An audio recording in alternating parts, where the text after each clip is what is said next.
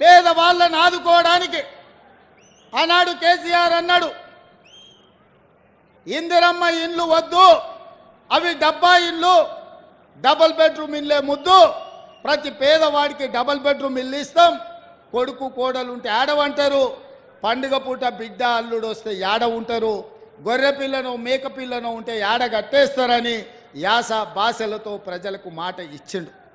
మరి 10 ఏళ్ళల్లో ఈడున్న అందరినీ గ్రామాలలో ఆడుతున్నా, మీకు ఎవరికైనా డబుల్ బెడ్రూమ్ ఇల్లు ఇచ్చిండా? ఎవరికైనా డబుల్ బెడ్రూమ్ ఇల్లు ఇచ్చిండా? మరి ఎవరికి డబుల్ బెడ్రూమ్ ఇవ్వకపోతే 10 ఏళ్ళు ఈ ప్రజలు ఇల్లు లేకుండా ఉండాల్సిందేనా? కేసీఆర్ ముఖ్యమంత్రి అయినప్పుడు 10 ఏళ్ళ పిల్లగాడు లాగు తోడుకున్నాడు, ఇవాళ పాయింట్ వేసుకొని పంచ కట్టుకొని పెళ్లి చేసుకొని పిల్లల్ని కంటున్నాడు. మళ్ళీ వాళ్ళకి ఇల్లు అక్కర్లేదా?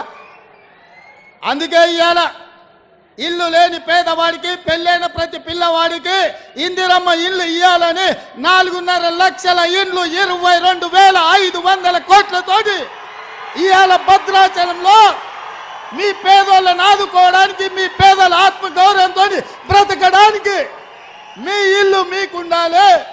మీ ఇంటి ముందల మీరు కూర్చేసుకొని కాళ్ళ మీద కాలేసుకొని కూర్చోవాలి అని ఇవాళ ఇందిరమ్మ ఇండ్ల పథకాన్ని ఇవాళ మీ ప్రాంతంలో ఖమ్మం జిల్లాలో ప్రారంభించిన మిత్రులారా, ఇవాళ మేం మంచి చేస్తుంటే చూడబుద్ధి కాక, చూసి ఓర్వలేక రోజు శాపనార్థాలు పెడుతున్నారు తండ్రి కొడుకులు, మామ అల్లుడు, అయ్యా బిడ్డ అందరూ.